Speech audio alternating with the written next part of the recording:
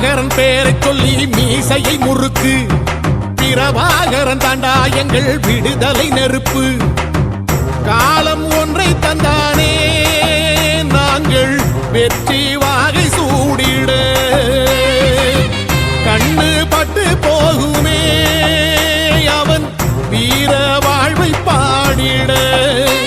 அவன் குடை ஒரு அழகு, அவன் நடை ஒரு அழகு, அவன் படை ஒரு அழகு.